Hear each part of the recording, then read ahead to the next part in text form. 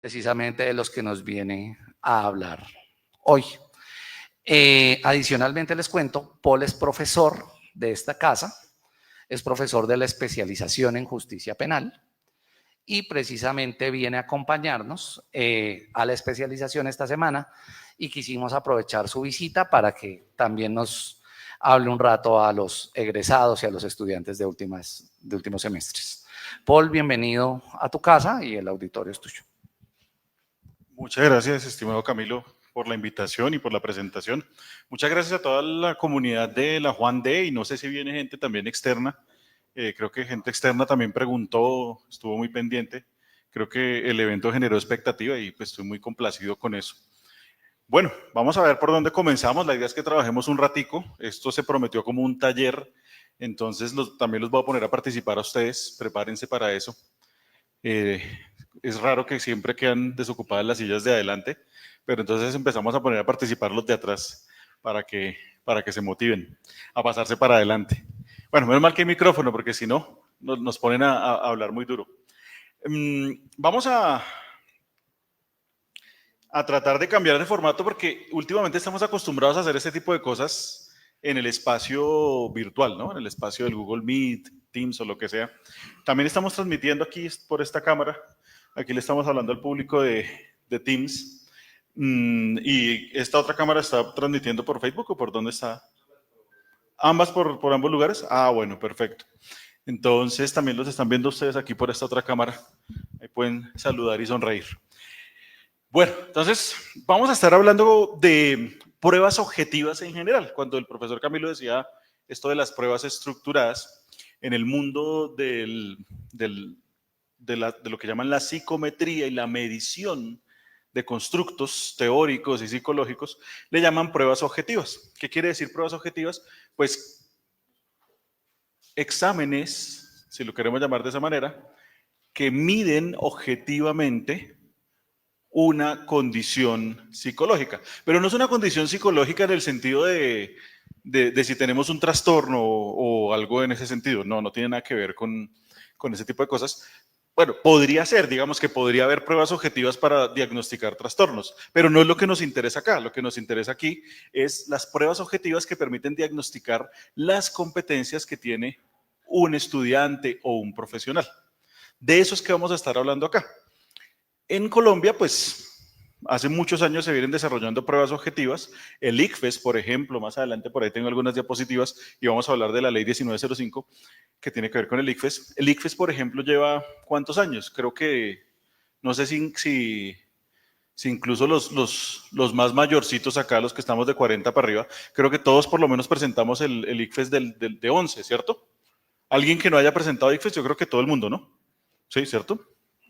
Pues mis papás son 20 años mayores que yo y ellos presentaron el ICFES de 11, ¿cierto? Entonces fíjense que en Colombia eso tiene una tradición y de hecho el ICFES pues es una institución muy sólida al respecto. Pero no ha sido tanto así en los concursos de méritos. Fíjense que solo con la Constitución del 91 el mérito se convierte en tanto en un derecho como en un deber constitucional. Pues recuerden ustedes que incluso los alcaldes y gobernadores eran nombrados a dedo.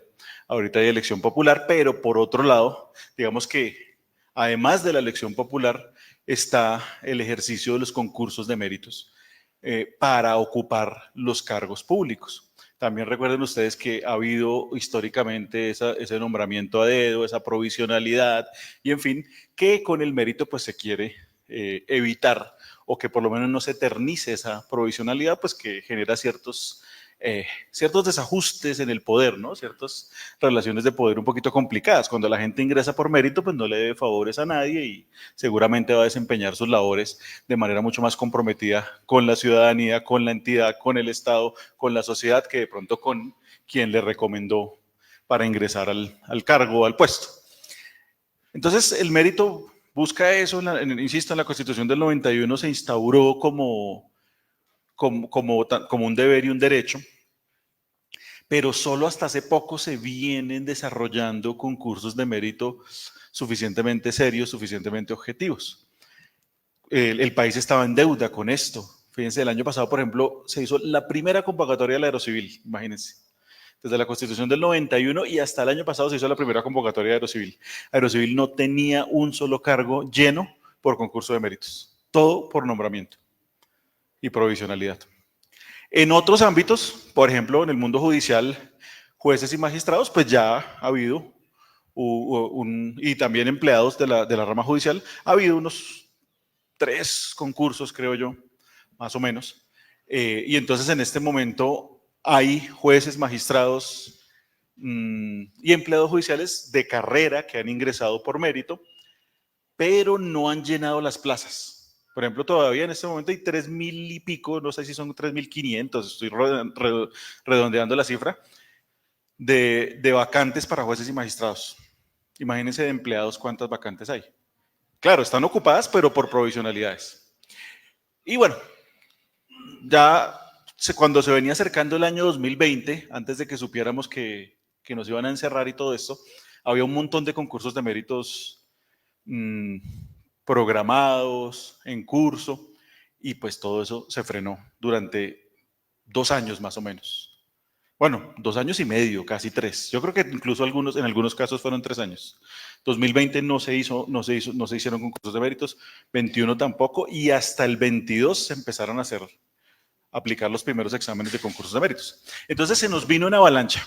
Si ustedes se han fijado, no sé si han seguido las noticias al respecto, desde 2022 entonces hemos tenido examen de conocimientos de convocatoria 27 de la rama judicial, Fiscalía. Fiscalía ha tenido concursos 2022 y 2023. Territoriales, los que quieran, por montones hemos tenido exámenes de concursos de méritos para territoriales.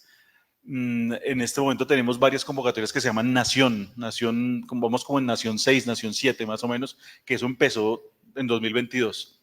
Y bueno, ahí uno empieza a generar un largo etcétera de concursos de méritos y van a seguir. Como les decía, el año pasado, bueno, DIAN también tuvo 2, 3 concursos en el último par de años. Tuvimos Aerocivil, Procuraduría, hubo unos cargos muy importantes el año pasado que eran de procuradores delegados, incluso había ante las altas cortes, entonces eran unos cargos súper interesantes. Y bueno, digamos que ahí ustedes pueden hacer seguimiento y encontrarán un montón de concursos de méritos. Hay que entender también otro asunto y es que hay unos concursos de méritos que son de carrera administrativa, digamos, general, que están regidos por la Comisión Nacional del Servicio Civil. Todo lo que sea nación y territorial y todo ello es por el lado de la Comisión Nacional del Servicio Civil.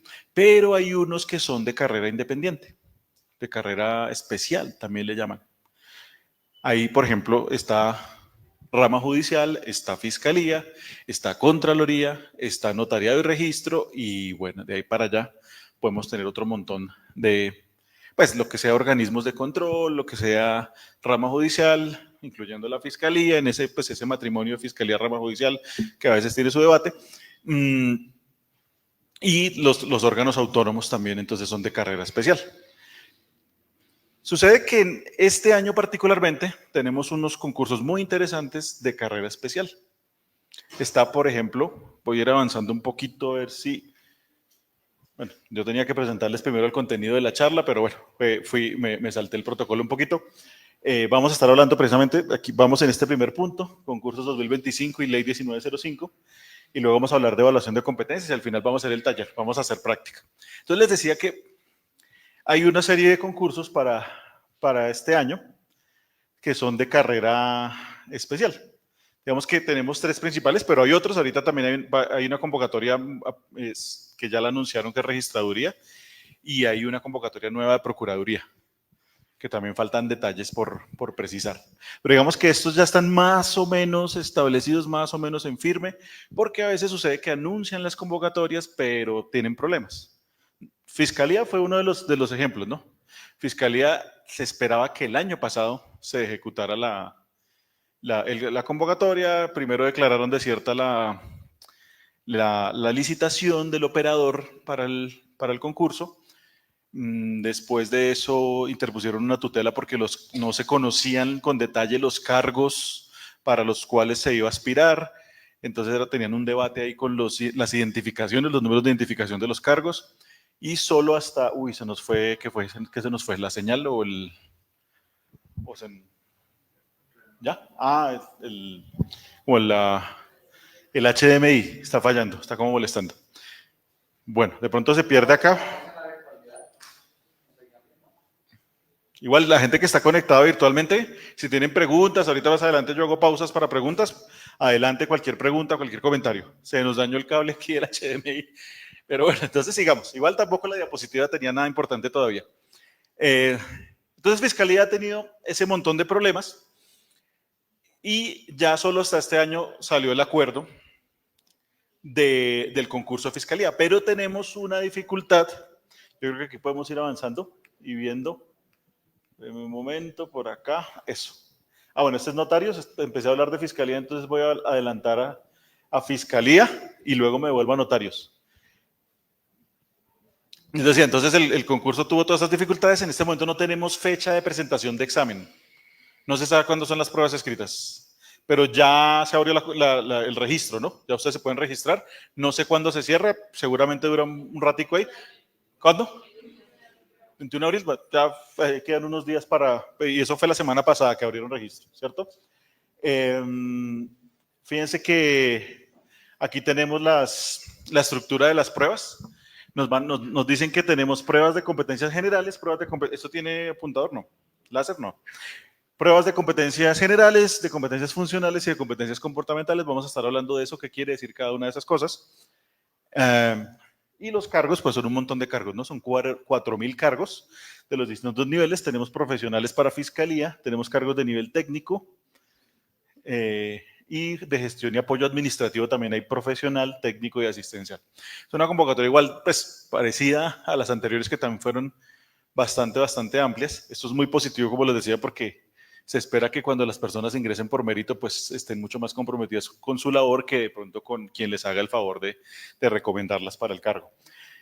Entonces, pues la Fiscalía ya lleva 3 concursos en los que está llenando esas vacantes con personas que están en propiedad de esos cargos. Caso similar se dio un poco con notariado. Notariado estaba embolatadísimo también. Se esperaba que el año pasado se hiciera el concurso. Ahí había un debate con el derecho de preferencia de los notarios para que los nombren en ciertas ciudades y si los que están ya en provisionalidad tienen preferencia sobre los que van a entrar por méritos. Ahí hubo tutelas de todo. Y bueno, el Consejo de Estado ordenó que se hiciera el concurso. El año pasado, al final del año, salió el acuerdo. El acuerdo, pues, entre otras cosas, reglamenta qué es lo que va a incluir ese examen. Y fíjense que esto es lo que nos dicen, ¿no? Está súper genérico todavía, como todas las áreas del derecho, en lo relevante a lo notarial y registral. Es lo único que nos dicen. Este sí tiene fecha de presentación de pruebas. No lo recuerdo si es en octubre, pero no recuerdo si es 12 o 19. 12. 12 de octubre tiene fecha de presentación de pruebas. Tenemos 85 cargos para notarías de primera categoría, 63 de segunda categoría y 127 de tercera categoría. Esos son los notarios. Porque recuerden que los empleados de la notaría, esos sí son distintos, ¿no? Esos casi funcionan como si fueran empleados del sector privado. Funciona totalmente diferente. Pero pues por supuesto el cargo de notario es un cargo súper llamativo en términos económicos, ¿no? Le entregan al notario casi que una empresa para que la administre. Pues en esa medida uno espera que sea exigente también, ¿no? Además de eso, la ponderación de la experiencia de quienes ya ejercen notariado está de 5-1 contra los que no ejercen notariado. Entonces, a los que no han venido ejerciendo notariado les toca fajarse en el examen porque no tienen otra opción. El resto de las ponderaciones están muy duras de alcanzar.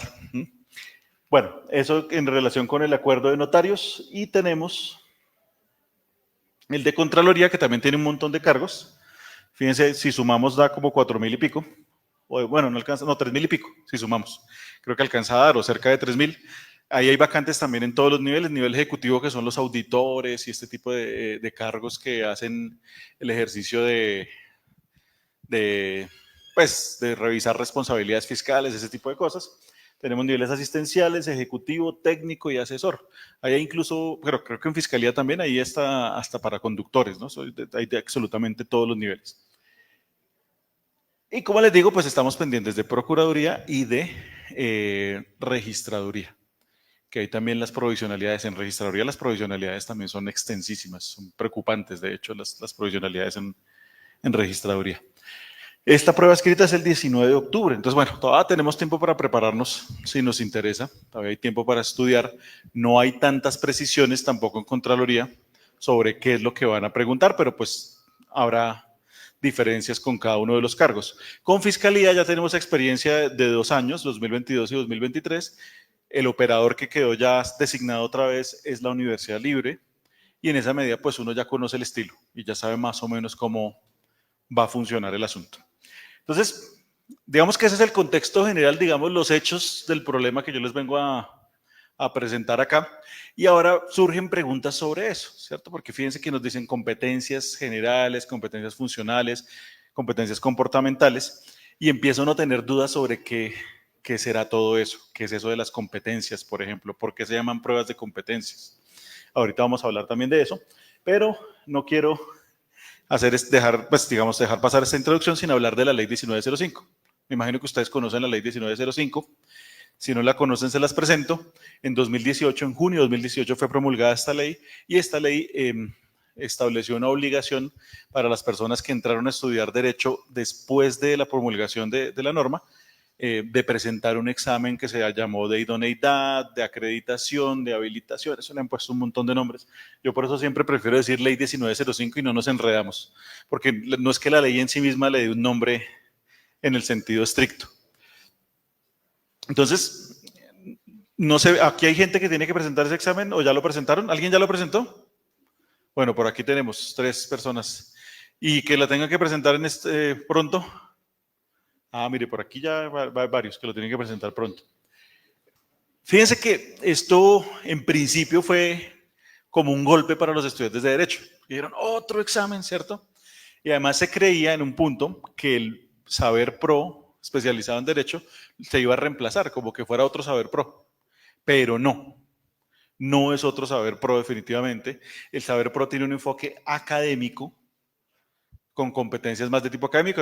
Creo que hay una competencia de comunicación jurídica que, digamos, coincide en nombre con la de 1905. Hay una competencia, está hablando de saber pro para Derecho, competencia de investigación jurídica y otra competencia de gestión del conflicto. Son esas 3 competencias las que mide saber pro para Derecho. Pero el de la ley 1905 es un examen totalmente distinto. Además que en su concepción son distintos, eso es importante tenerlo claro. El examen Saber Pro mide la calidad de la educación, como los demás que presentamos del ICFES normalmente. Ese que nos ponían a presentar en 11, a nosotros los más viejitos, era para medir la calidad de la educación. El ICFES ha ampliado las pruebas que aplica, está en 3, o sea, aplica en tercero, quinto, 3, 5, 7, 9 y 11 en educación básica y media, aplica en TIT, por ejemplo, el profesor Camilo estaba hablando de un programa técnico, tecnólogo en gestión judicial o algo así, no recuerdo bien el nombre, pero bueno, digamos, ese programa técnico tecnólogo tendría que presentar un saber TIT especial. Me imagino que se generará uno especial para Derecho, no sé si por ejemplo los que están haciendo criminalística y cosas de esa naturaleza a nivel técnico y tecnólogo tengan que presentar alguno en este momento. Bueno, tienen que presentar uno. Ahora, ¿qué sucede? Puede ser que solo les dejen competencias genéricas, las 5 genéricas que siempre evalúa el ICFES, o que les pongan unas específicas adicionales como pasa en Derecho, pero en este momento no recuerdo, no conozco el dato. Ahora, ¿a qué voy con esto? Que esos exámenes, insisto, 3, 5, 7, 9, 11, Saber TIT y Saber Pro, están pensados para medir la calidad de la educación. Claro, sí le miden las competencias al muchacho que presenta, a la muchacha que presenta el examen, pero no están pensados para que la persona pase o pierda el examen.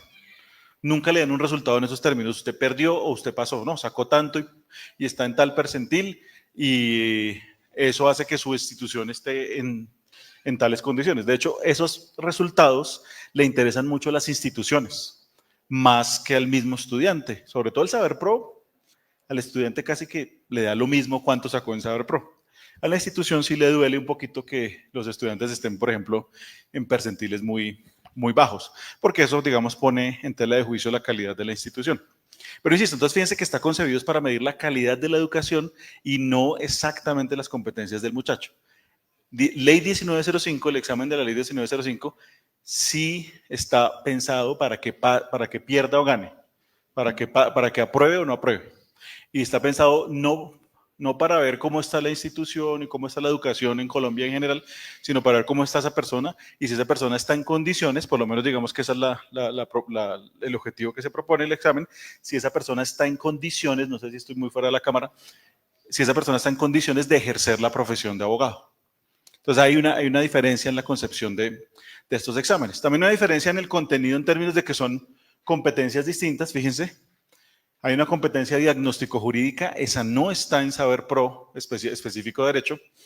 Competencia de comunicación jurídica, que se llama igual o se llama parecido, de pronto tiene un nombre similar, ahorita no me lo sé de memoria, pero esta es distinta porque es la comunicación.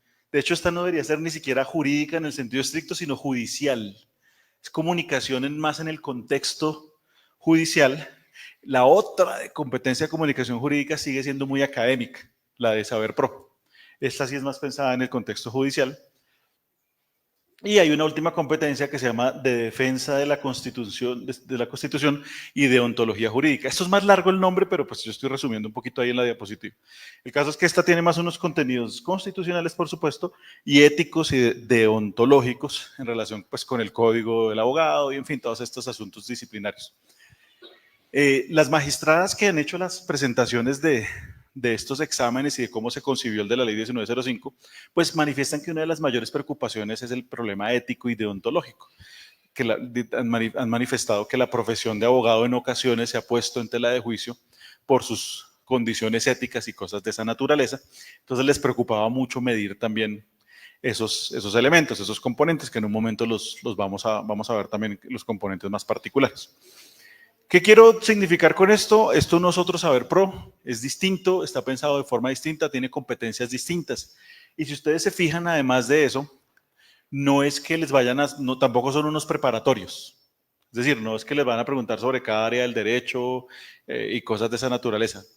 De hecho, pues pueden preguntarles sobre cualquier área del derecho y ustedes deberían tener la competencia transversalmente a cualquier área del derecho.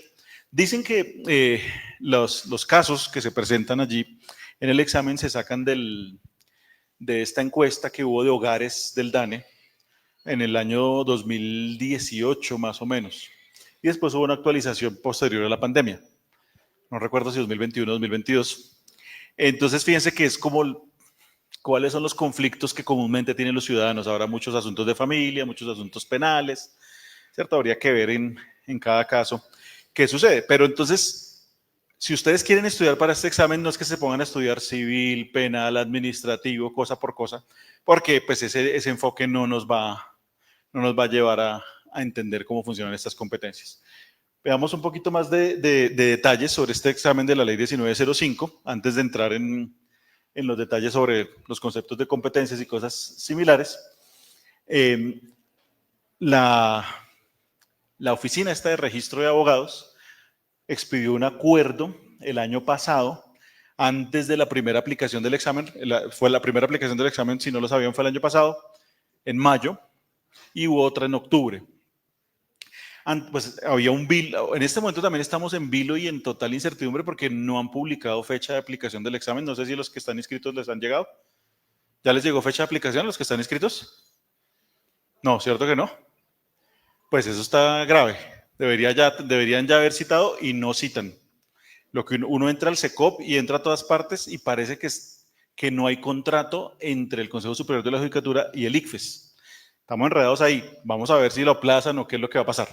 Pero el punto es que el año pasado estábamos en las mismas y faltando eso fue como el 8, 10 de abril, hace un año más o menos, salió este acuerdo para hacer claridad sobre un montón de asuntos y salió también la guía de orientación al evaluado. Solo faltando, imagínense, eso fue como el 20 y tanto de mayo y esto se publicó faltando unos 45 días más o menos. Entonces había bastante vilo en ese sentido. Veamos algunos detalles del acuerdo y de la guía de orientación para que ustedes entiendan cómo funciona el asunto.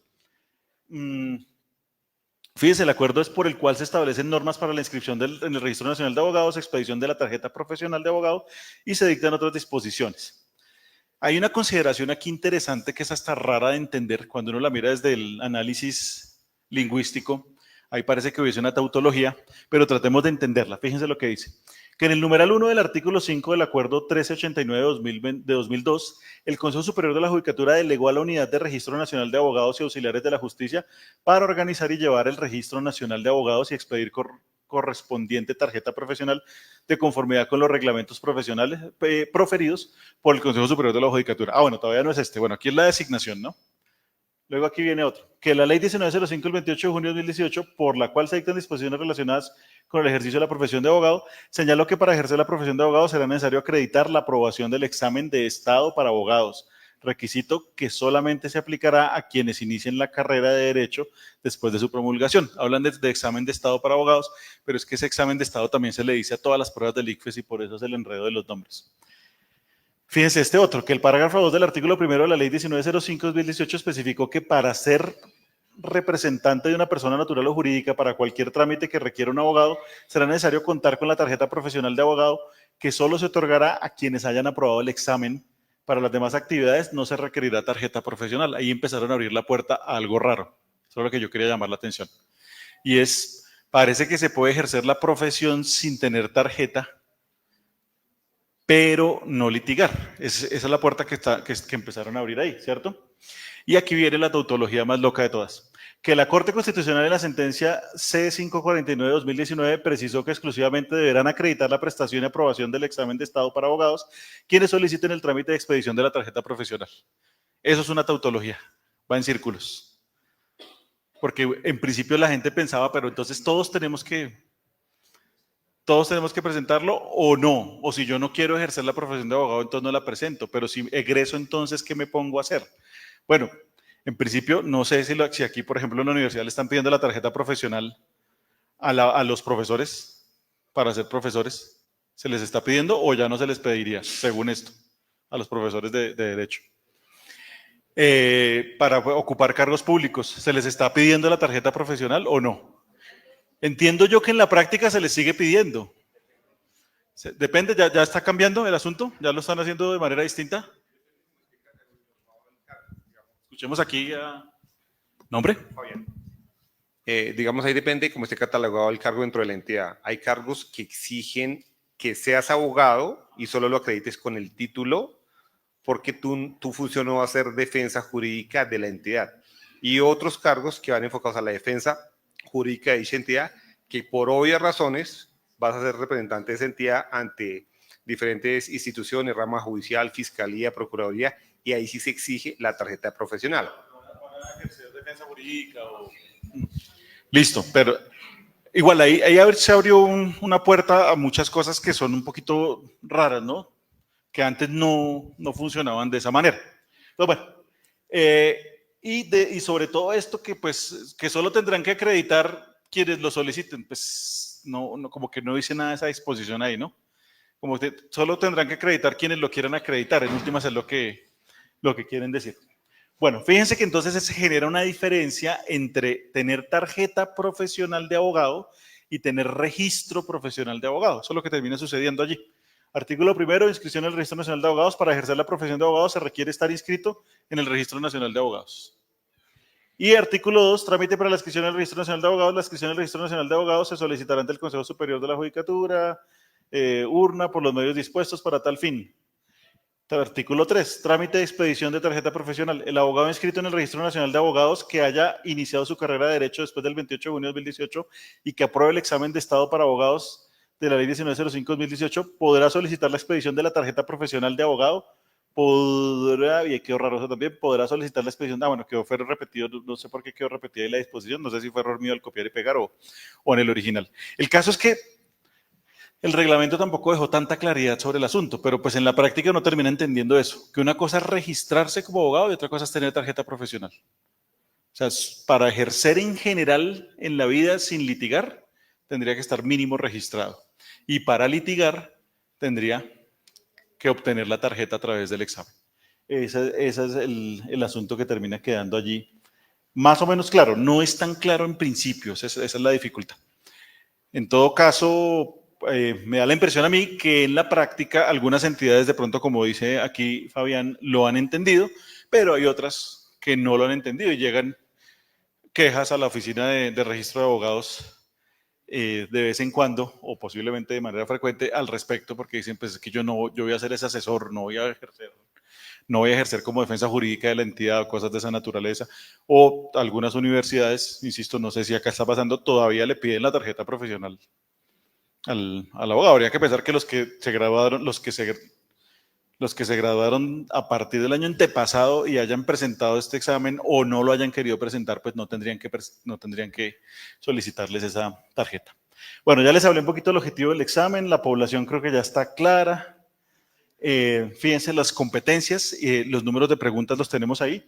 Tenemos 63 preguntas en total, 21 por cada competencia. Son mucho más poquitas que el Saber Pro. El Saber Pro, yo no recuerdo si aquí tengo no tengo aquí la comparación en otra pieza gráfica, pero eran como 200 y pico, como 300 creo.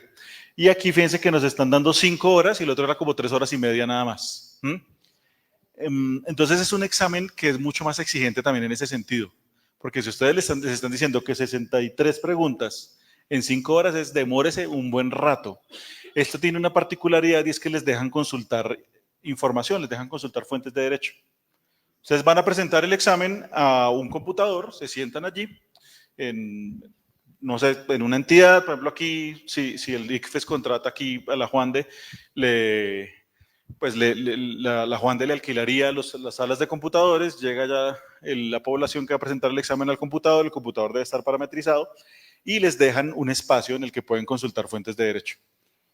Normativa, jurisprudencia, no estoy tan seguro si doctrina, pero seguramente doctrina relevante. Les dejan consultar. Eso es interesante también, o sea, no es un examen de memoria, sino realmente que mide competencias de manera mucho más compleja. Pero eso es exigente, ¿no? Por ahí hay memes que dicen, cuando el profesor dice que el examen es con libro abierto, es porque va a estar bien difícil. Entonces, es más exigente este examen.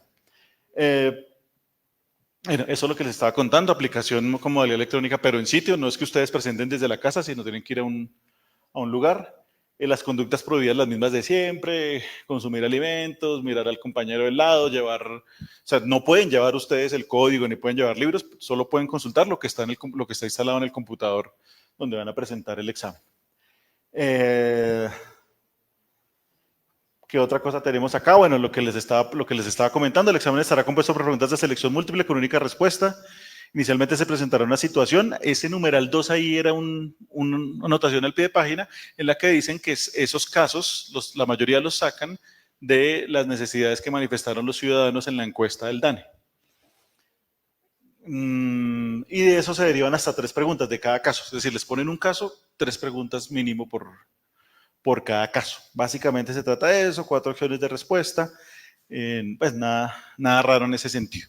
Listo, entonces hasta ahí les hice una introducción, una muy detallada de Ley 1905, pues que está mucho más depurado, y una introducción de algunos concursos de méritos que tenemos para este año. Me gustaría en este momento, antes de pasar al siguiente capítulo pues del taller de hoy, si tienen preguntas, comentarios al respecto de lo que acabamos de hablar, sea personas que estén allá conectadas virtualmente o aquí presencialmente, alguien que quisiera preguntarnos algo, o hasta ahí todo muy claro. ¿O timidez? ¿Cómo? ¿Qué tal los resultados del año pasado? Bueno, hay unas cosas preocupantes, creo yo, porque, ¿qué sucede? No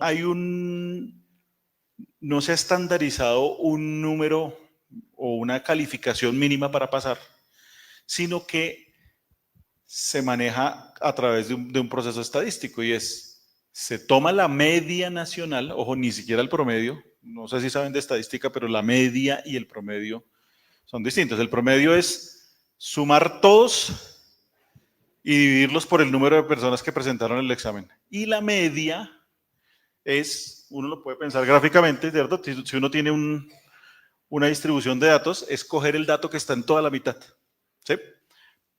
Cuando los datos son armónicos, la media puede ser muy cercana o hasta igual al promedio. Pero lo que sucedió acá o lo que está sucediendo es que se toma entonces la media, ni siquiera el promedio, sino la media nacional, y quienes estén por encima de la media nacional pasan.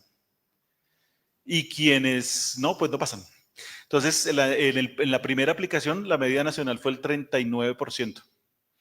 Es decir, quienes tuvieron de 39% para arriba, pasaron. Es como si en el parcial o en el examen de la universidad hubieran sacado 1,7, 1,8. ¿Sí? Hagan ese cálculo. ¿Sí? Un poquito menos de 2. Imagínense, es una cifra que si uno la pone en términos de proporción, uno podría decir es mediocre, ¿no? O sea, están pasando con un porcentaje de aprobación muy, muy, muy pequeña. En la segunda aplicación subió un poquito, no me acuerdo ahorita del dato, no, me cuesta un poquito recordarlo, pero tampoco es que haya subido un montón. Seguramente 40 y tanto, 42, 43%. Ahí se puede buscar, no es que haya subido tanto. Entonces, digamos que sí hay unas cifras preocupantes en ese sentido, y es parte de lo que le preocupaba al Consejo Superior de la Judicatura cuando pensó en el examen. Y es como la profesión de abogado es tan, digamos, tan popular, ¿cierto? Mucha gente en Colombia ha querido y quiere pues tener esta profesión. Pues ustedes saben que se han abierto programas por todas partes de garaje, sea abogado en 3 días, incluso hay por ahí una experiencia en alguna ciudad principal de Bogotá. Pero sí hay un montón de situaciones pues, que resultan preocupantes. Y claro, como se está tomando la media, pues el nivel de exigencia no es tan alto. Esa es una dificultad. Hay que ver cómo se va depurando, si empieza a haber un ejercicio mucho más exigente, si de pronto los estudiantes que vienen más adelante van a estar mejor preparados y en esa medida van arrastrando la media más para arriba, o si se toma una decisión distinta. Lo que pasa es que esto es una decisión que también tiene un componente político, ¿cierto? Imagínense ustedes decir, no vamos a hacerlo con la media, sino con aprobación del 70%. Pues rajan al 70-80% de la gente. Y entonces se queda un montón de gente sin poder litigar. Y bueno, eso ahí nos genera un problema político en el país que nos podría tener, es que podría dar esas dificultades. Algunas personas podrían achacarle también el asunto al examen. Esa sería una hipótesis. ¿Será que el examen está mal diseñado? Pues en principio es confiable. Ahorita vamos a hablar también de cómo funciona el ejercicio del ICFES y en principio es muy confiable el trabajo que hace el ICFES. Sería difícil achacárselo al examen en algún momento. En todo caso, pues hay gente que ha interpuesto recurso, que ha solicitado exhibición, pero de ahí para allá no pasa nada más. Como que, pues incluso algunos de los estudiantes que he tenido me han consultado, ¿qué hago? Pues vaya, pero yo no le veo que le va a pelear ese examen. Es un examen que está muy bien construido en términos generales. Esa es la experiencia que se tiene. Vamos a ver si se puede jalar un poquito para arriba la media nacional, si toman una determinación distinta en algún momento. Eso no está por ley, digamos, ahora se pueden tomar decisiones distintas en distintos momentos, aplicar procesos estadísticos o criterios estadísticos distintos dependiendo de lo que vaya sucediendo. ¿Alguna otra pregunta? No. Listo. Bueno, hablemos rápidamente también, antes de hacer nuestro taller de práctica, de evaluación de competencias.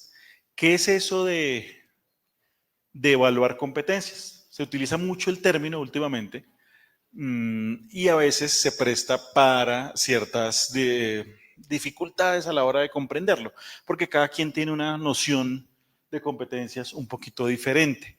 Pero ¿por qué no son pruebas de conocimientos? ¿Por qué le llaman de competencias? Ahí está sobre todo el problema. ¿Qué es el conocimiento? ¿Dónde reside el conocimiento? Y bueno, si estamos reemplazando conocimiento por competencias, ¿cuál será la diferencia? Aquí en este mapa mental que tengo en pantalla, tenemos algunas palabras cercanas al concepto de competencias que se utilizan en los exámenes, pero que no son exactamente lo mismo. Fíjense, por ejemplo, en la parte superior tenemos autoridad y función laboral. Ustedes en el mundo jurídico tienen la costumbre de hablar mucho de competencia de los jueces, competencia de los fiscales, ¿cierto? Pero cuando nos dicen que el examen evalúa competencias, no es ese tipo de competencias, ¿cierto? No es la autoridad que tiene un funcionario para conocer un caso, una situación o lo que sea, o investigarlo, ni la función laboral que tiene. Entonces, no es en ese sentido que se habla de competencias allí. Fíjense que aquí por este lado, a la derecha, tenemos rivalidad, deporte, competición, como dicen los españoles, y ahí también puede haber una confusión. De hecho, hay personas, a veces yo pregunto, bueno, ¿por qué son exámenes de competencias? Hay gente que levanta la mano y dice, porque estamos compitiendo contra un montón de gente. Y no es por eso. Alguien por ahí hicieron cara de que creían eso. No es por eso tampoco, ¿no? No es rivalidad, no es una competencia en deporte, o sea, no es el equivalente a la palabra competición de los españoles, ¿no? Los españoles le llaman a eso competición. No es por ahí tampoco. O sea, no es que, claro, esas pruebas son competitivas, pero no en el sentido de competencias que vamos a ver acá, sino en el sentido de que sí, claro, hay un montón de gente ahí compitiendo por pasar, pero no es por eso que nos hablan de pruebas de competencias. Tampoco en el sentido estricto de idoneidad, ni requisitos, ni capacitación.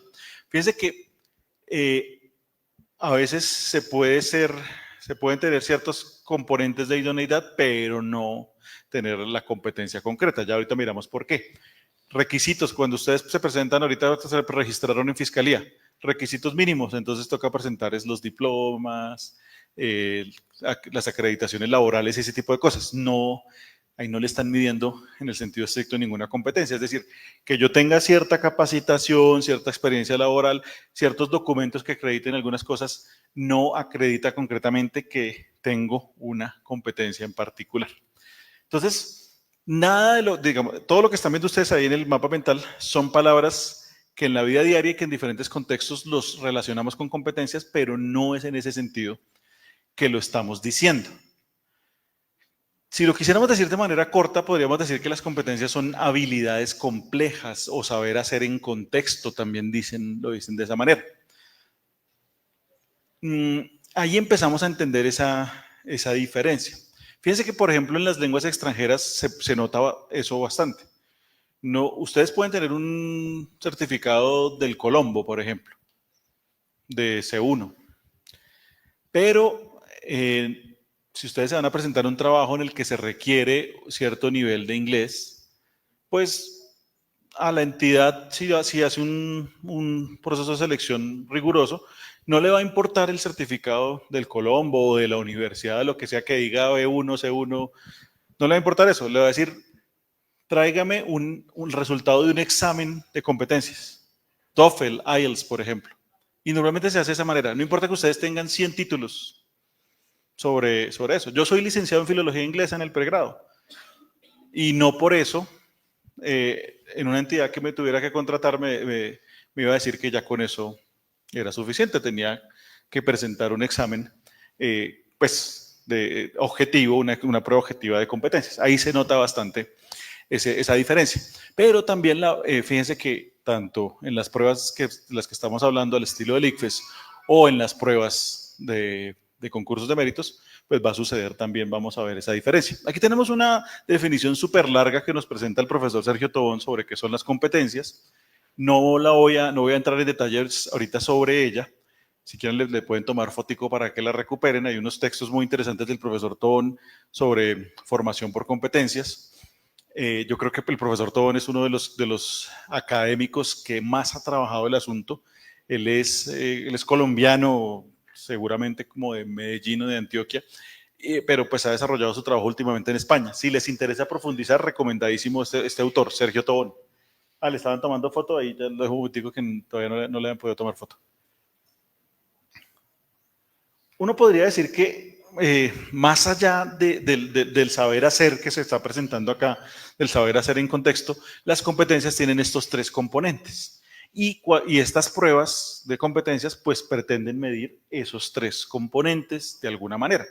Fíjense que tenemos el saber conocer, que es el que se ha privilegiado normalmente en la educación tradicional, ¿cierto? Nosotros nos volvemos en ocasiones ciertos receptores de montones de información que se van aquí guardando. Sin embargo, incluso el profesor Tobón dice esto, el saber conocer no solo es memorizar información, sino es explicar, argumentar, conceptualizar cosas de esa naturaleza que son incluso mucho más complejas, esos procesos cognitivos son más complejos. Pero diría uno que por aquí ha sido la forma en la que se ha formado tradicionalmente y también en la que se ha evaluado tradicionalmente. Las pruebas académicas o de méritos han tenido la tendencia a irse más por ese lado, por el saber conocer. Entonces ha sido todo un reto en los últimos años ponerse a trabajar en estos asuntos del saber hacer y del saber ser. Estas pruebas escritas que se presentan tanto para los concursos de méritos como las del ICFES, incluyendo Ley 1905, pues pretenden superar esas dificultades y a partir de la construcción de esos textos, que en última son textos, en los que nos ponen unos casos para resolver, pues tratan de superar esa dificultad de medir solamente el saber conocer. Se espera que estén midiendo todo a la vez. A veces se separa, también ya vamos a ver eso. Fíjense que, por ejemplo, cuando son cargos, en el caso del saber hacer, que requieren destrezas, no habilidades cognitivas, sino destrezas manuales muy particulares, o bueno, no solo manuales, sino habilidades motrices muy particulares, pues se hacen pruebas de desempeño para conductores. Los cargos que son para conductores en territorial, en fiscalía, por ejemplo, en contraloría, tienen que ir allá a lo que llaman los patios o lo que es como se llame eso, y tienen que hacer su prueba ahí de pasar por los conitos y de hacer un montón de cosas. No pueden contratar un conductor sin hacerle una prueba de desempeño. Entonces, a veces se va a requerir saber hacer concretamente en ciertos contextos. Imagínense, por ejemplo, también en esos territoriales donde afortunadamente algunos municipios todavía tienen el centro de salud o el CAMI administrado por el municipio y tienen al personal de enfermería. Imagínense preguntarle en un examen de papel cómo se pone una inyección. Pues cualquiera podemos estudiarlo, pero llegar a poner una inyección es un asunto ya distinto. Entonces se hacen ese tipo de pruebas, se llaman pruebas de desempeño para ciertos cargos. No creo que sea el caso acá de ustedes, seguramente ustedes van a pensar en cargos que no requieren ese tipo de destrezas particulares, entonces seguramente no van a encontrarse con pruebas de desempeño. Y está el otro componente que ese todavía es un mayor reto, que es el del saber ser. Ese, por ejemplo, las pruebas de concursos de méritos, lo que han hecho es separarlo y ponerlo en las competencias comportamentales. Incluso algunas entidades, eso lo vi como que lo estrenaron el año pasado, incluyeron pruebas de integridad. Aerocivil incluyó prueba de integridad. Entonces, están en las entidades que hay riesgos altos de corrupción, se implementa, además de comportamentales, pruebas de integridad, que tienen que ver pues, principalmente con asuntos de corrupción. Tienen que ver estos elementos. Pero esto es complicado. Esta parte es esta de aquí es el reto. Que se me adelantó mucho la diapositiva. Bueno, esta de acá es el reto más grande. Ese es el saber ser. ¿Cómo es que nos miden el saber ser? Además, porque el saber ser incluye valores, actitudes y normas. Pero no normas jurídicas, no normas positivas, ni siquiera, sino normas sociales en general. Entonces ahí el reto es gigantísimo. Fíjense que los valores y las actitudes tienen componentes cognitivos. Cuando uno realmente tiene un valor que lo predispone a actuar o no actuar en cierto contexto, hay una implicación en que uno emocionalmente es capaz o no es capaz de hacer eso. No sé si han visto esos experimentos en los que ponen un niño y una niña de frente y le dicen al niño, le autorizamos para que le dé una cachetada a la niña. Si el niño es capaz de hacerlo o no es capaz de hacerlo, tiene un componente emocional, afectivo, que lo lleva a esa disposición para la acción. Pues medir eso en una prueba escrita es todo un reto.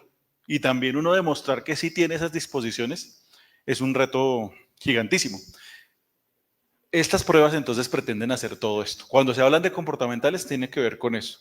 No es que nos van a medir si estamos locos o no, si tenemos trastornos o no. Hay mucho mito sobre ese asunto. No miden nada de eso. Miden, pues pretenden, que es difícil medir, actitudes y valores, disposiciones para actuar que estén ajustadas con asuntos emocionales, afectivos, internos. Insisto, el reto ahí es grandísimo. Bueno, para ir más rápido, no voy a dar detalles sobre todos estos elementos que tenemos acá. Digamos que De alguna manera lo que entendemos es que las competencias tienen esas características. En Colombia ha habido unas instituciones, ya les comentaba yo, que han hecho ese ejercicio de medir competencias de manera objetiva. El ICFES es pionera, la entidad pionera en ese sentido. Ha hecho un trabajo muy serio, muy fuerte. Yo creo que es una de esas entidades que no ha sido de gobierno, sino de Estado. Por más que pertenece al Ejecutivo, ha sido de Estado afortunadamente, y el trabajo científico que se hace en el ICFES ha sido pionero incluso en Latinoamérica. Al ICFES lo contratan otros países. República Dominicana fue el primero que contrató al ICFES, y después de ahí para allá otros países de Latinoamérica han contratado al ICFES para desarrollar pruebas objetivas para esos territorios. Eso habla muy bien del prestigio que tiene el ICFES. Los académicos expertos en educación dicen que en Colombia tenemos muy buena manera de medir cómo estamos en calidad educativa y en competencias en general, pero tristemente logramos darnos cuenta de que estamos muy mal en esas competencias, como la pregunta que me hacía Fabián ahorita de cómo nos fue el año pasado, y bueno, cómo nos fue, no nos fue tan bien. Entonces, creo que a veces, claro, esto termina siendo un argumento de autoridad, pero sí, o sea, el ICFES sí es respetable, sí hay que creer en el ICFES, que hace un trabajo serio, porque a veces la gente dice, no, esto es pura suerte, eso es pegarle ahí al perro, como dicen, o al pinochazo. No, ahí el trabajo realmente es interesante cómo se desarrolla. El SENA ha tenido siempre un proyecto de evaluar competencias, pero el problema del SENA es que no han sido pruebas objetivas. Son dependientes de muchísima subjetividad, y pues en últimas, no, ese sueño de cuando se creó el SENA de generar una entidad que certificara competencias laborales, pues no se ha materializado realmente. Pues digamos que sí, pues hay el ejercicio de formación de los técnicos y los tecnólogos, que es muy sólido, pero eso de que alguien que tenga una experiencia y vaya al SENA y presente un examen y le digan, mire, tome, usted está acreditado como barbero, por ejemplo, pues todavía, a veces lo hacen, pero todavía falta mucho para que se estandarice y funcione en esos términos. Sin embargo, ahí hay un camino muy interesante, el del SENA, porque el SENA fue la primera institución en Colombia que empezó a formar por competencias, o que lo intentó. Y tiene toda una herencia del movimiento obrero inglés, que quería, digamos, ser más riguroso en su desarrollo, en su formación, y el SENA trajo precisamente ese ejercicio. Pero, insisto, pues no se ha montado en el tren de las pruebas objetivas, esa es la dificultad. Y después vinieron los concursos de méritos, como yo les venía contando. La Universidad Nacional también fue pionera en ese sentido, pero ya ahorita muchísimas universidades han sido operadores de concursos de méritos, y no nos digamos mentiras, algunas con resultados desastrosos, otras con mejores resultados. Uno esperaría que eso también, las experiencias negativas que se han tenido en algunos concursos, ojalá sirvan para que no sigan sucediendo ciertos errores que sí ponen muy en tela de juicio si realmente es mérito o si realmente es otra cosa, porque si con el mérito queremos solucionar el problema de la provisionalidad y de las relaciones de poder ahí por los favores políticos, pues si las pruebas no son de buena calidad, pues volvemos al mismo problema. O si se filtra información o cosas de esas, pues estamos, como se dice coloquialmente, estamos fregados, estamos jodidos. Bueno, en los concursos de méritos entonces nos evalúan estos 3 grupos de competencias. Solo el otro asunto que me parece importante resaltar: las funcionales, las generales y las comportamentales. Esto está definido en esencia en el decreto 815 de 2018. Esa es una buena fuente de información para que entiendan un poquito las estructuras de los concursos de méritos. El 815 aplica para carrera administrativa general, pero de todas formas, si las entidades de carrera especial no tienen manual específico, les toca de manera supletoria el 815. Y normalmente lo que hemos visto es que hacen su propio desarrollo. Entonces la Fiscalía tiene su manual, la Contraloría tiene su manual. En el caso de los notarios, nada que encuentro el manual. No sé, pues parece que no han publicado un manual en el que ajusten el decreto 815 a su realidad, pero pues toca mirar o hacer la solicitud pues a través de petición, a ver qué nos dice Notariado y Registro. Entonces en el decreto 815 se habla esencialmente de componentes funcionales del empleo y componentes comportamentales del empleo. Esto de generales surgió después al 815 y ha sido más una terminología que utilizan los operadores de los concursos de méritos para referirse a ciertas competencias que son, digamos, genéricas a los servidores públicos. Mi PG, por ejemplo. ¿Sí saben qué es mi PG? Modelo integrado de planeación y gestión. Entonces ahí hay un montón de factores del modelo integrado de planeación y gestión que todos los servidores públicos deberían manejar. El conocimiento del Estado, ¿cierto? A partir de la Constitución y en general, pues mínimamente saber cómo se compone el Estado, los organismos de control, ramas del poder público, órganos autónomos, cómo funciona todo eso, las jerarquías que hay allí, asuntos, por ejemplo, de derechos fundamentales como el derecho de petición, los asuntos de la tutela por derecho de petición y cosas de esa naturaleza. Se espera que todo servidor público conozca estos elementos y que conozca también la entidad para la que se está presentando, cómo funciona, cuál es la estructura, cuáles son las funciones, si tiene misión y visión, todos esos asuntos. Eso es lo que se está manejando entonces en las generales. No está establecido positivamente en ninguna norma, así como competencias generales, pero los acuerdos internos que se hacen, pues digamos en una norma tipo decreto, tipo ley, pero los acuerdos internos que se hacen sí empiezan a diferenciar los tipos de competencias. Por supuesto, las funcionales pues serán las competencias específicas que debe tener el servidor público. Y por otro lado tenemos las comportamentales, que tienen que ver pues con esos elementos que yo les estaba comentando ahorita, ¿cierto? Las disposiciones para actuar en el marco del empleo que van a desempeñar. El decreto 815 tiene todo un desarrollo sobre cada una de estas competencias. Como les digo, es una buena fuente de información. Hay unas competencias que son generales a todos los servidores públicos, competencias comportamentales generales a todos los servidores públicos y competencias por nivel jerárquico. Desde directivo, bajamos hacia asesor, profesional, técnico y asistencial. Entonces, insisto, recomendadísimo el decreto 815 para que lo revisen allí, encuentren los asuntos de este tipo de competencias. Ahora bien, hay unos elementos que a veces los ponen en las comportamentales, a veces en las generales o a veces en las funcionales. Me voy a devolver un poquito aquí en la presentación, que son estos dos tipos de competencias, las básicas y las genéricas.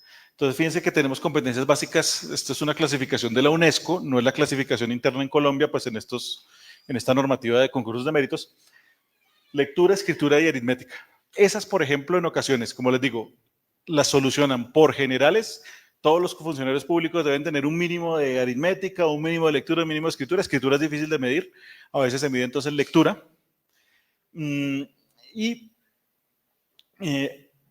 Otras son estas, las genéricas. Fíjense cuáles son. Esto es clasificación internacional, no clasificación interna de ninguna normativa colombiana. Pero fíjense que tenemos autogestión de la formación, decreto 815 habla de aprendizaje continuo. Comunicación oral y escrita, en el decreto 815, por ejemplo, para nivel profesional hay unos asuntos de comunicación. Por otro lado, en algunos contextos, por ejemplo, fiscalía, para algunos cargos que tienen que escribir informes y cosas de esa naturaleza, evalúa competencia lingüística, le llaman de esa manera. Para tener un ejemplo, fiscalía que es carrera especial. Segunda lengua, pues normalmente no sucede y ahí lo que yo les digo, si un cargo requiere segunda lengua, como por ejemplo Cancillería, en el concurso de Cancillería, pues lleve su TOEFL o si es francés, un DELF, un DALF, cosas de esa naturaleza. Trabajo en equipo, decreto 815 tiene trabajo en equipo, gestión de la información y el conocimiento, mi PG tiene gestión de la información y el conocimiento, emprendimiento no porque estamos en sector público, pero hay asuntos de liderazgo y cosas de esa naturaleza. Investigación, seguramente varias competencias específicas van a tener elementos de investigación y a veces también, dependiendo de la entidad, por ejemplo, Fiscalía, tiene unas competencias transversales allí de investigación. Y gestión de la calidad va a estar nombrada como orientación al ciudadano, orientación a resultados. Todo eso va a tener que ver con esas competencias genéricas de gestión de la calidad. Entonces, hay que tener presente que además de lo específico para el empleo, de lo que se menciona genéricamente como competencias comportamentales, puede haber una serie de competencias de esta naturaleza que nos van a estar midiendo. Y yo me arriesgaría a tener una hipótesis, es que principalmente el tener estas competencias nos ayuda a desempeñarnos muy bien en los exámenes, porque en última lo que estoy haciendo es leer un texto, interactuar con ese texto. Si hago una buena gestión de la información y el conocimiento, por ejemplo, en términos de estos, de interpretación, argumentación y proposición, pues seguramente voy a desempeñarme muy bien en el examen. Si tengo buen ejercicio comunicativo, voy a desempeñarme muy bien en el examen y en general el procesamiento cognitivo, la capacidad que tenga de procesamiento cognitivo va a ser fundamental para desempeñarme de manera adecuada en el examen. El examen, claro, pretende medir de manera compleja y de manera completa todas sus competencias, pero hay una que le va a estar midiendo constantemente y es esa capacidad cognitiva, lo que llamamos cognición y metacognición, cómo ustedes organizan su propio conocimiento y van interactuando allí con la tarea, con las tareas que les van proponiendo. Entonces de eso se tratan las evaluaciones de competencias. Creo que ahí podemos terminar entonces el segundo capítulo y ahorita ya entrar un poquito más a hacer práctica. De pronto hacemos un par de ejercicios para que ustedes entiendan cómo funciona este asunto. No sé si me estoy saliendo mucho de la cámara. ¿Preguntas hasta ahí sobre este asunto que acabamos de hablar? ¿No? ¿Cómo estamos de tiempo? ¿Muy tarde ya? Las 7. Yo estaba pensando como 2 horitas por lo que era un taller, entonces nos queda apenas, nos queda media horita. Ya se están yendo, ¿se nos hizo tarde? Bueno, bien. Entonces empecemos a hacer práctica, creo que ya hablamos de esto, el profesor Camilo les habló pues de unos cursos que estaremos ofertando más adelante, esperamos que sea para el segundo semestre, no sabemos si este semestre alcanzamos a hacerlo, pero igual si les interesa también se pueden poner en contacto conmigo y podemos pues, hablar digamos de cursos que se van a estar desarrollando durante este primer semestre. Creo que esto ya vamos avanzando. Esto ya lo habíamos mencionado. Aquí vamos ya a la parte de práctica. Entonces, yo les decía que estas habilidades de procesamiento cognitivo van a ser fundamentales para desempeñarse de manera adecuada en el examen. Va a haber una competencia fundamental, que es comprensión de lectura, y en últimas implica procesamiento cognitivo. Va a haber otro ejercicio interesante que es esto que la Comisión Nacional del Servicio Civil empezó a implementar y que en Fiscalía también se ha implementado de la misma manera, y es lo que denominan análisis de juicio situacional. Y pues las competencias comportamentales. Mi intención sería tratar de trabajar ejercicios de las 3 cosas, pero yo sé que de pronto no vamos a tener suficiente tiempo. Sin embargo, pues arranquemos a ver cómo nos va. Espérenme, yo avanzo que este ejercicio es muy largo. Y por aquí vamos a tener un ejercicio. En el momento que estos, normalmente tengo una buena cantidad, una buena cantidad de diapositivas, pero pues por supuesto el tiempo no da para tanto. Listo, aquí, hagamos taller, ahora sí. Entonces, ustedes tienen un texto ahí en pantalla, si quieren tomarle fotico, lo que sea, para que puedan trabajarlo mejor. Léanlo, tómense ahí unos minuticos, 3 minuticos. Tratemos de no empezar a hacer ruido para que nos podamos concentrar. Leámoslo ahí en silencio. Y después van a salir unas preguntas sobre este textico. Vamos a ver qué tal nos va, qué tan bien estamos en comprensión de lectura.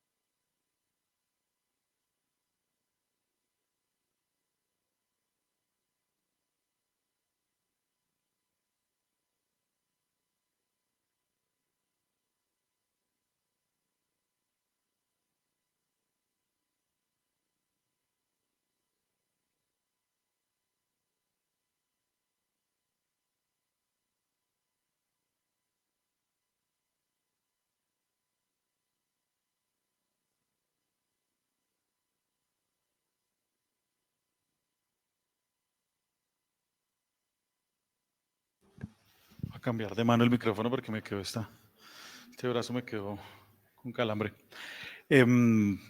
¿Leído? ¿Todavía no? Bueno, vamos a ver. Un minutico más.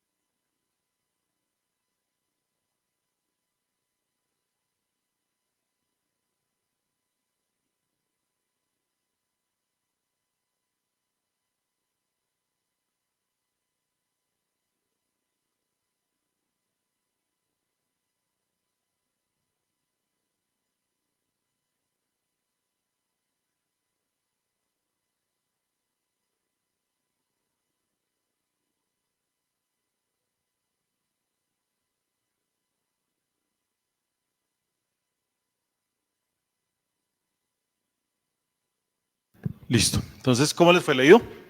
¿Sí? Bien. Ahora vamos a empezar a hacer las preguntas. Como pues estamos ahí en el escenario híbrido, no alcanzo yo a ponerme a montar encuestas en Google Meet, pero entonces aquí ustedes van a anotar la respuesta que consideren correcta. Y, verdad que esto es con estaba yo acostumbrado al computador. Ahí tenemos 2 enunciados. Ustedes anoten la respuesta que consideren correcta y ahorita hacemos un sondeo. A ver qué respondieron. Tómense ahí un minutico también por cada una. Es bueno tener la foto del texto por si quieren devolverse, ¿no? ¿Puedo devolverme un minutico el texto? Si no le han tomado foto, tómenle foto. Ya voy para la pregunta. ¿Ya? Se vuelve a leer, no pasa nada. Listo, ahí está.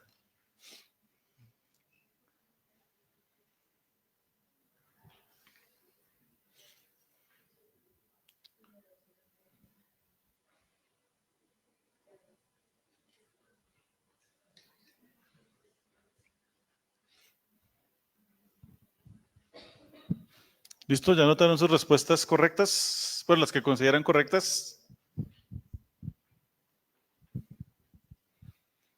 ¿O todavía no?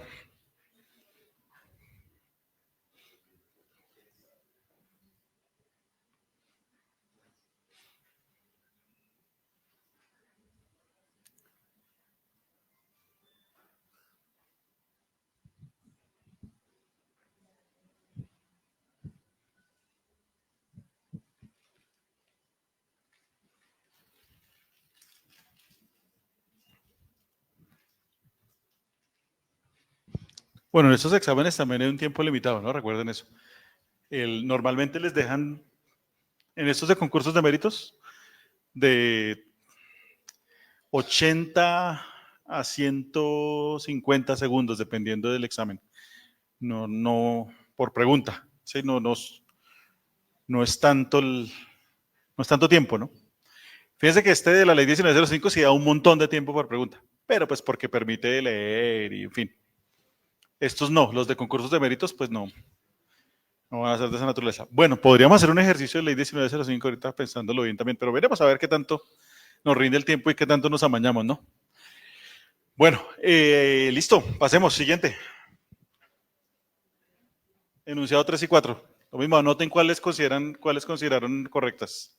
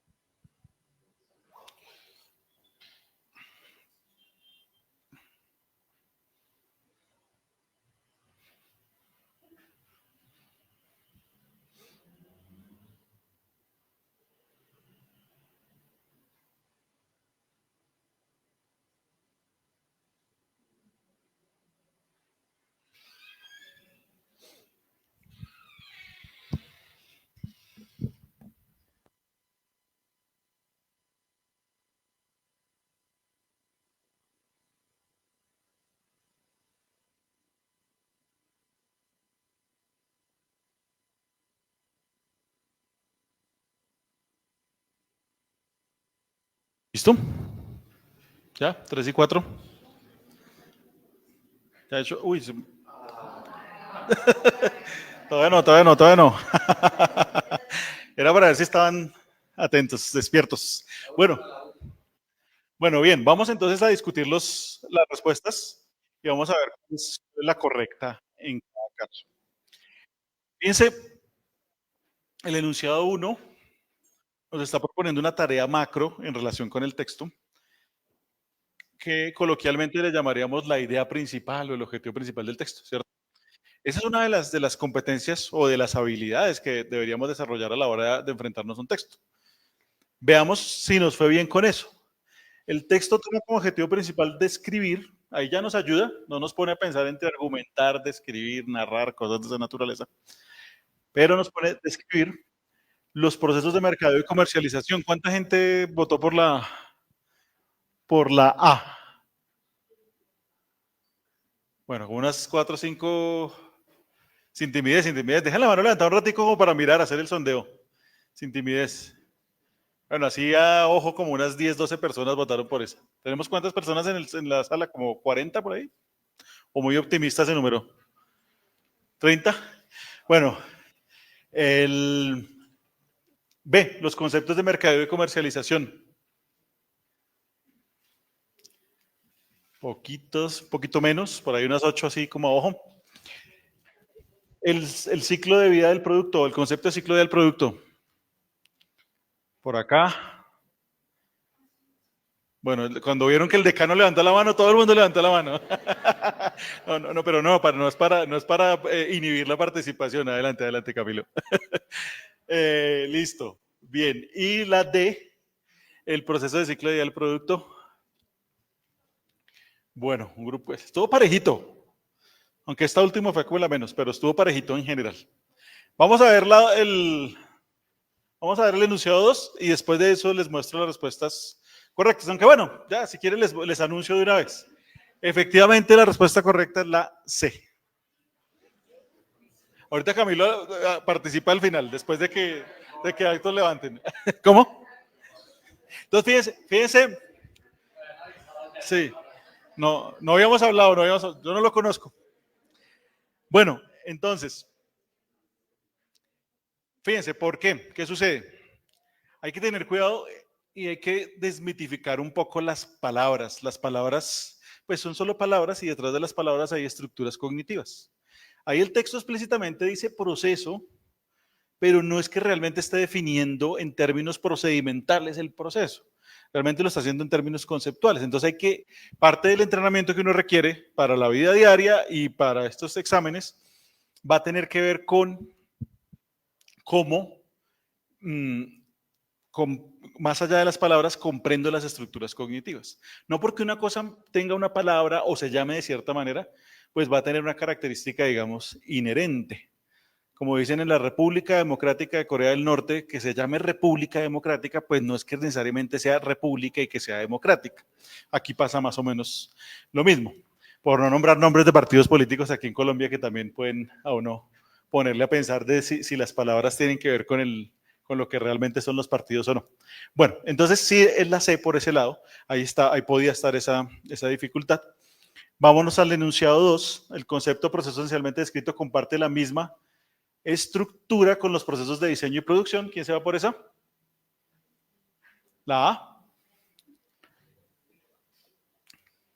¿Una sola persona? ¿Nadie más? ¿Ya les dio timidez votar? No, sin timidez, hágale. ¿Cómo? Todo el mundo va a esperar a que... La B, categoría con los procesos de diseño y producción. Categoría con los procesos de diseño y producción. ¿No? Estructura con las etapas de introducción y crecimiento. Bueno, ya hay un público más interesante. Y de categoría con las etapas de introducción y crecimiento. Ahí suavecito, ahí suavecito. Categoría con las etapas de introducción y crecimiento. Bueno, fíjense que aquí hay una estructura cognitiva o una tarea cognitiva que nos pone a pensar en la estructura cognitiva de ese concepto. O sea, ya sabemos que se está definiendo un concepto, pero los conceptos tienen dos formas de definirse.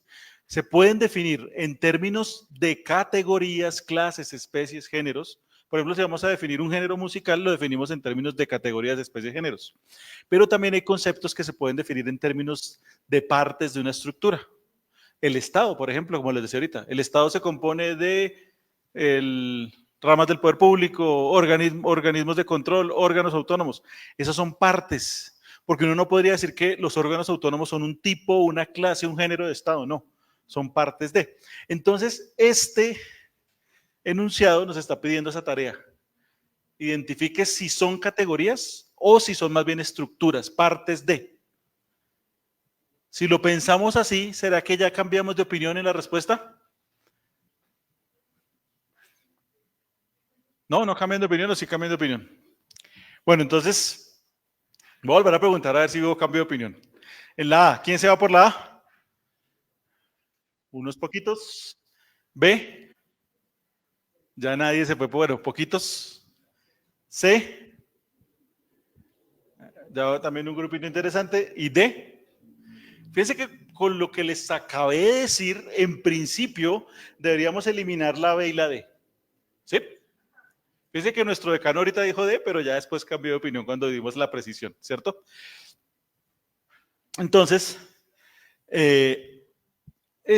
un entrenamiento serio en el procesamiento cognitivo de estos textos nos va a ayudar a hacer ese tipo de ejercicios. Diferenciar, por ejemplo, entre cuándo estamos hablando de estructuras y cuándo de categorías. Ahora, nos faltaría saber si comparte la misma estructura con los procesos de diseño y producción o la misma con las etapas de introducción y crecimiento. Avancemos un poquitico y veamos la A. Sería la A. Bueno, ahí podríamos debatir un buen rato. No estoy abriendo la participación de todo el mundo. Uy, les mostré ahora sí las respuestas. ¿Alguien tomó foto? No estoy abriendo la participación de todo el mundo porque nos demoramos un poquito. Fíjense que esto, por ejemplo, también es muy útil para esos ejercicios que le llaman analogías conceptuales. ¿Sí las han visto? Que le dicen, por ejemplo, les dicen, perro es acán como silla es a mueble, brazo es a cuerpo. ¿Sí lo recuerdan? ¿Sí recuerdan esas analogías conceptuales? Este tipo de ejercicios también sirve mucho en ese sentido. Porque fíjense, pensemos en ese, perro es acán como, y si decimos brazo es a cuerpo, perro es acán y brazos a cuerpo, por ejemplo, ¿se parecen en la relación conceptual? ¿Serán categorías o partes? Cuando dicen perro es acán, ¿qué es? ¿Parte? ¿Un perro es una parte de un can? Es una categoría, ¿cierto? Brazos a cuerpo es una parte. Entonces, por ejemplo, ahí ya descartaríamos brazos a cuerpo. Pero, por ejemplo, silla es a mueble, sí es una categoría. Silla sí es una categoría de mueble. Esa, por ejemplo, podría ser una respuesta correcta en un ejercicio de esos. Y ahí uno puede quedarse haciendo montones de ejercicios. Hay exámenes de concursos de méritos que tienen ese tipo de ejercicios, aunque eso en principio ya está mandado a recoger. Se esperaría que no salga tanto. Lo veo mucho en el sector privado, que en el sector privado hacen mucho ese tipo de pruebas con asuntos numéricos y con analogías y cosas de esa naturaleza, pero insisto, uno esperaría que en el sector público sean un poquito más rigurosos y ya no estén haciendo eso, aunque han salido. Bueno, y devolvámonos aquí, enunciado 3, es probable que el siguiente párrafo del texto contenga los insumos y operaciones del proceso que se está describiendo. ¿Quién dice A? ¿Quién dice A? ¿Nadie dice A? Las partes o subpartes del concepto que se está describiendo. Por aquí. Las categorías o subcategorías del concepto que se está describiendo. Por acá, poquitos. Las características esenciales del concepto o proceso descrito. Bueno, esto como parejito también. Veamos el 4 de una vez y vemos las respuestas para que nos rinda. Una característica esencial del concepto o proceso descrito es que sea una herramienta teórica para rastrear los procesos de la cadena de suministro. A. B. Tenga el propósito de hacer un seguimiento del comportamiento de un producto en el mercado. Ese está grande, está próspero. No contenga los procesos previos como el diseño y la producción. ¿Nadie? Conste de 4 etapas: introducción, crecimiento, madurez, declive. Por allá una persona.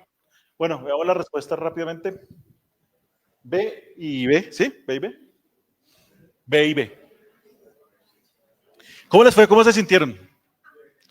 Bien, 50-50, que bueno, Fabián nos va a comentar acá. ¿En la media?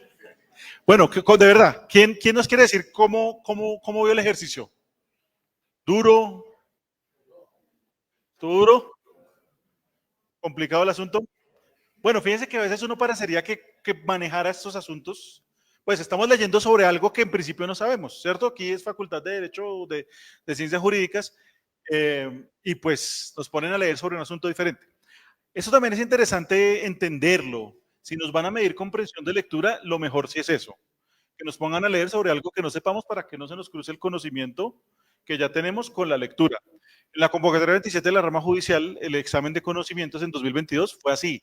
Les pusieron a leer de música, de física, de arqueología, de cualquier cosa menos de derecho. Y la gente se quejó mucho por eso.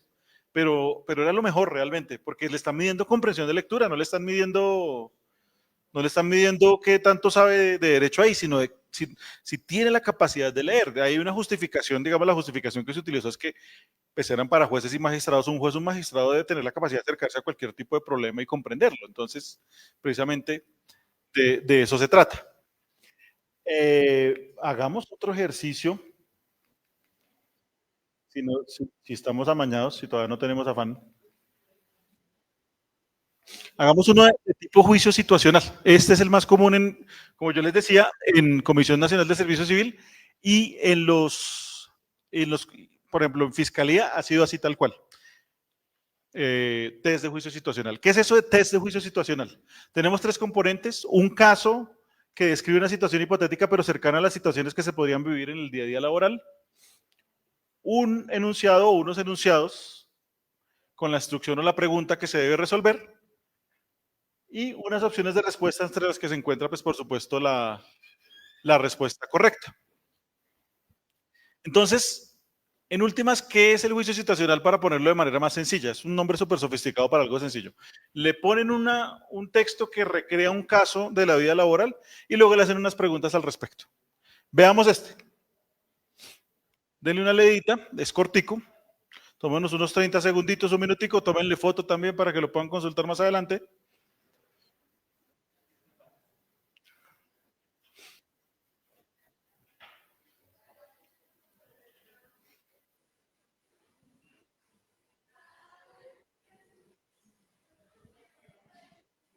Sobre competencias generales que todo el mundo debería manejar en el sector público. ¿Leído? ¿Sí? Listo. Enunciado 1.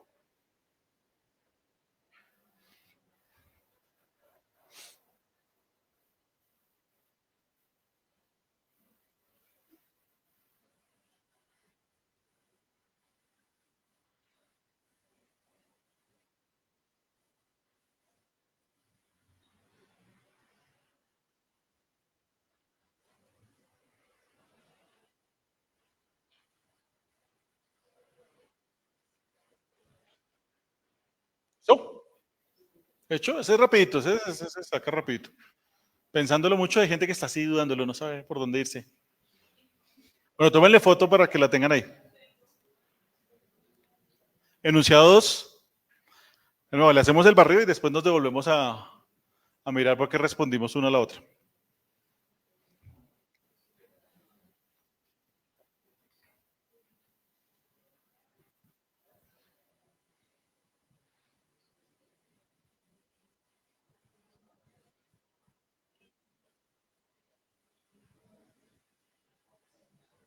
¿Listo? Enunciado 3.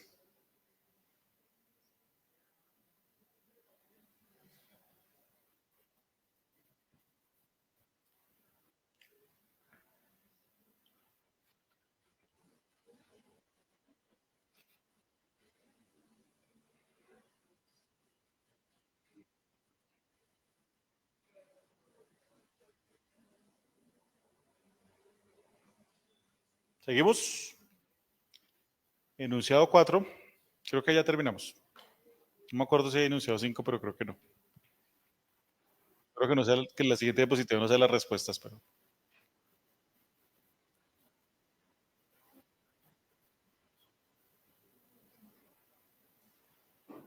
¿Listo?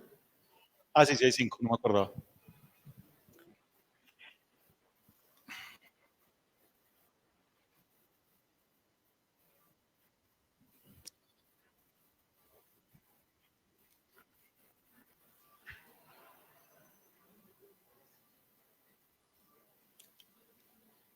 Yo creo que más de 5 no hay. Entonces ya nos empezamos a devolver. Listo. Volvámonos al 1. Vamos viendo. Una vez analizada la petición de la ciudadana, lo primero que usted define junto con jurídica es A, la estrategia de respuesta, bla, bla, bla. ¿Quién va por esa, por la A? ¿Nadie? B, el término oportuno para dar respuesta. Bueno, esto así que ya todos unánimemente. Los resultados de una matriz. Ah, listo. Bien, esa está fácil. Bien, esa perfecto, esa es la B. O sea, alguien que sepa lo básico de derecho de petición, pues empieza por ahí. Esta de pronto vamos a ver si hay diversidad de respuestas. ¿Se clasificaría la petición como de información genérica, de consulta? Pues está repartidito, mitad y mitad. Bueno, discutámoslo, ¿por qué? Si no tenemos afán, discutámoslo. ¿Quién quiere justificar por qué es de información? De información. ¿Nadie? ¿Timidez? De información. Adelante, adelante. ¿Nombre? Camila. Camila, adelante. Mira, la ciudadana está solicitando que se le informe si la entidad tiene un problema de infraestructura. Listo, entonces volvemos al ejemplo de la República Democrática de Corea, porque la ciudadana dice que se le informe, es una petición de información.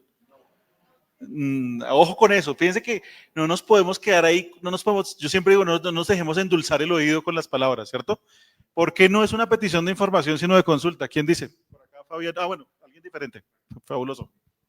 Para mí es consulta porque la ciudadana está pidiendo información sobre la función de la entidad y según el derecho de petición eso sería una consulta, no una información y tendría un término diferente para contestar, ¿no? Entonces fíjense que petición de información o documentación es trasládeme esto como lo tenga, ¿cierto? Mientras que consulta es yo tengo un problema, una pregunta, respóndame esa pregunta, además tiene, discúlpeme, además tiene que, no solo trasládame como lo tenga, sino tiene que cumplir con los criterios estos de congruencia, de fondo, coherente, en fin, ¿cierto? Tiene que motivar la respuesta a esa consulta. Entonces, por eso no es de información. Cuidado con el ruido que nos pueden hacer las palabras. Listo, siguiente. Con el fin de evitar una tutela desfavorable para la entidad, usted deberá garantizar que la contestación, tenemos ahí, que se notifique a tiempo y debidamente, que sea clara, congruente y de fondo, y todas las anteriores. ¿Quién se va por la A? 2, 3 personas se van por la A. Por la B. ¿Y por la C? Bueno, siento informarles que cayeron. Miren. Por ser de su competencia, la oficina jurídica de la entidad para la que trabaja le corre traslado de una petición en el marco del artículo 23. ¿Ustedes son la oficina jurídica de la entidad? Según esta situación, ustedes no son la oficina jurídica de la entidad. Son otra entidad, otra división, otra dependencia de la entidad. De tal manera que en sus manos no va a estar la notificación debida y a tiempo. Va a estar en manos de jurídica. directamente, ¿cierto? De tal manera que el funcionario técnico tendrá que preocuparse porque sea clara, congruente y de fondo. Claro, ustedes dicen, es que son todos, esos son todos los requisitos del derecho de petición, pero también hay una división de roles y de papeles ahí. Fabián parece que tiene su objeción al respecto, pero en principio, dentro de las funciones del funcionario técnico que no sea de la oficina jurídica, no está el ejercicio de notificación ni esa gestión jurídica que se tiene que hacer. Entonces es pensando en la división de funciones, que cada quien tenga sus funciones y respete también, no se extralimite, por ejemplo, en sus funciones. Entonces ahí caímos, ¿cierto? En el enunciado 4, con el fin de evitar afectaciones futuras a la entidad, usted deberá procurar que la contestación sea A, favorable a la ciudadana, B, favorable a la entidad, C, ninguna de las anteriores. Bueno, ahí sí bien. Ya tienen timidez porque dicen, ahorita caímos. No, esta sí bien. Y la 5, si su consideración resultase ser que una entidad no es competente para el problema, usted deberá informarle a la ciudadana sobre la autoridad competente. 2, 3, informarle a jurídica sobre la autoridad competente. En consonancia con la anterior en la que caímos, tendría que ser esa. Y C, ceñirse a respuesta negativa, no, ¿cierto? Entonces, respuestas correctas, B, C, B otra vez, C y B. Fíjense que ahí caímos en un par que fueron más o menos difíciles y que se esperaría que eso sea del ABC del derecho también, ¿no? Porque es derecho de petición. Y no, hay que fijarse en los detalles, hay que tener mucho cuidado con estos elementos. Bueno, no nos queda mucho tiempo. Fuentes de información, pues ustedes las conocerán para construir este ítem, esta pregunta tipo examen. Yo creo que aquí ya vamos terminando. Podríamos hacer, por ejemplo, de ley 1905, pero de una vez les hago la invitación a quienes estén interesadas en el examen de la ley 1905. El sábado 12 de abril voy a estar haciendo una transmisión, vamos a hacerlo vía Google Meet, no sé si también YouTube, especializada en ley 1905. Vamos a estar haciendo ejercicios, viendo pues no solo teoría, sino muchos ejercicios de estos. Uy, se me olvidó en este momento la hora, pero creo que es como hacia las 5 de la tarde, si no estoy mal. Igual allí Paula y Andrea les están entregando mi contacto por si quieren contactarse conmigo o con nuestras redes sociales y todo este tipo de cosas para que pues estén pendientes del evento del próximo sábado, que vamos a estar hablando especialmente de examen de la ley 1905. Bueno, era esto lo que yo les quería comentar. Fíjense que por más que uno sea experto en un área, aquí yo creo que todos podríamos, bueno, yo no, pero ustedes sí, yo no soy abogado de formación base, pero ustedes sí que son abogados, abogadas, podrían declararse expertos, expertas en derecho de petición, pero no solo es la experticia en el asunto, sino también la capacidad de procesar muy bien la información del examen. ¿Sí se fijaron que caímos en bobaditas, pero cuánto vale eso en el examen y cuánto nos puede costar? Puede hacernos la diferencia entre clasificar o no clasificar en estos concursos de méritos. Entonces, era eso lo que les quería comentar hoy. Creo que fueron 2 horas exactas, ¿sí? O nos pasamos, 2 horas exactas, bueno, un poquito menos porque empezamos tardecito. Entonces, muchísimas gracias. Estamos en contacto y esperamos que en el segundo semestre del año, ojalá, estemos haciendo estos cursos de preparación para concursos de méritos y para la ley 1905, en general para pruebas objetivas, pues en convenio, yo y también mi marca que se llama Lingua Franca con la universidad, con la Juan de Castellanos. Muchísimas gracias. Me gustó mucho verlos por acá. ¿Qué pregunta tienen? La primera es que si les puede regalar su contacto. Bueno, aquí ya lo dejo en una diapositiva. Por aquí en alguna diapositiva está. Mientras aquí el profesor Camilo habla. Bueno, pues muchas gracias, Paul. Fue una espectacular presentación, tremendamente interesante. Quedé con ganas de hacer el curso, sinceramente, para presentarme a los concursos. Y simplemente quería decirles para cerrar a nuestros egresados que me encanta verlos acá. Me alegra mucho que estén en su casa, que vuelvan a su casa, siéntanse cómodos de estar acá. De nuevo, la decanatura tiene las puertas abiertas para ustedes. Ustedes saben que en la Juan somos una familia y queremos que ese sentimiento se mantenga y ese sentimiento sea real. Y en segundo lugar, quisiera saber si les interesó el tema y si les interesaría que efectivamente la facultad promueva un curso de extensión con un precio favorable para nuestros egresados para prepararnos para estos concursos. tanto para estudiantes de últimos semestres como para egresados. Si les interesa, háganoslo saber. ¿Cómo? Por las redes sociales, escríbanle al correo de egresados, escríbanle al correo de decanatura, los más osados escríbanle a vicerrectoría académica. Nos interesa que se sepa si les interesa o no este tipo de productos, porque pues queremos saber qué les interesa a nuestros egresados, porque ustedes son, digamos, nuestro primer nicho y nuestro primer círculo de oferta académica, y para ustedes queremos trabajar. Son muy amables y espero verlos pronto. Estén muy bien.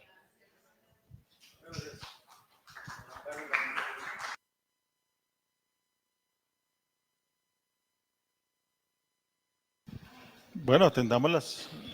Tenemos la mano levantada de Olga Lucía en el Google Meet. Si abre el micrófono, ¿escuchamos acá? Adelante, Olga Lucía, ¿no?